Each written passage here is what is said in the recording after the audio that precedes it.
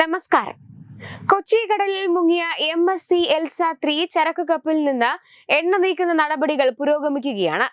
ഹാനികരമായ വസ്തുക്കളുള്ള 13 കണ്ടെയ്നറുകളും കപ്പലിന്റെ ടാങ്കിൽ 450 ടണ്ണോളം ഇന്ധനവുമാണുള്ളത്. 13 കണ്ടെയ്നറുകളിൽ 8 എണ്ണം കപ്പലിലാണുള്ളത്. മറ്റുള്ളവ കപ്പലിന്റെ ഡെക്കിലോ സമീപത്തായി സമുദ്ര അടിത്തറയിലോ ഉണ്ടെന്നാണ് വിലയിരുത്തൽ. ഇത് കണ്ടെത്താനുള്ള നടപടികളാണ് പുരോഗമിക്കുന്നത്. ജലബോംബായി ഇത് മാറാതിരിക്കാനുള്ള എല്ലാ മുൻകരുതലുകളും എടുക്കുന്നുണ്ട്. കപ്പൽ കമ്പനി നിയോഗിച്ച T&D സാൽവേജിന്റെ 2 ടാങ്കുകളും സഹായത്തോടെയാണ് സ്ഥലത്ത് സർവേയും എണ്ണ നീക്കലും പുരോഗമിക്കുന്നത്. 2 ടാങ്കുകൾ കൂടി ഇന്ന് എത്തും. തീരത്തടിഞ്ഞ കണ്ടെയ്നറുകൾ യാർഡിലേക്കാണ് മാറ്റുന്നത്. ആദ്യഘട്ടത്തിൽ 15 ദിവസത്തെ ദൗത്യമാണ്. ടങ് ബോർഡുകളും ഉദ്യോഗസ്ഥരെയും മേഖലയിൽ എത്തിക്കും. സർവേ ഉപകരണവും ഡ്രൈവിംഗ് ബോട്ടും ഉപയോഗിച്ചുള്ള ജോലികൾ ജൂൺ 12 മുൻപ് തീർക്കും. രണ്ടാം ഘട്ടം 1 മാസത്തെ ദൗത്യമാണ്.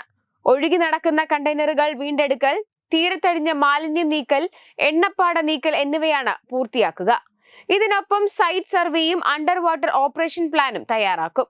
മുങ്ങിയ കപ്പലിൽ നിന്ന് എണ്ണ വീണ്ടെടുക്കാൻ ജൂൺ 13 മൂന്നാം ഘട്ടമായി ആരംഭിക്കും.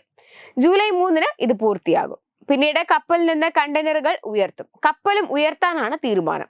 കപ്പൽ അപകടത്തെക്കുറിച്ചുള്ള പൂർണ്ണ വിവരങ്ങൾ ലഭ്യമാകാൻ വോയേജ് ഡാറ്റ റെക്കോർഡർ വീണ്ടെടുക്കും. ഇതിൽ നിന്ന് കൃത്യവിവരം ലഭിക്കുമെന്ന കണക്കുകൂട്ടലിലാണ് directorate general of shipping.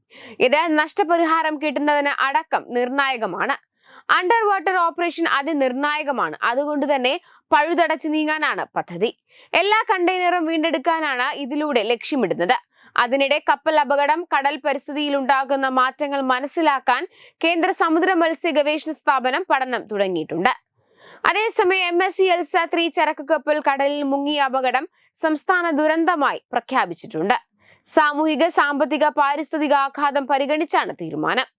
Revenue secretary ഇത് സംബന്ധിച്ച ഉത്തരവ് പുറത്തിറക്കുകയും ചെയ്തു.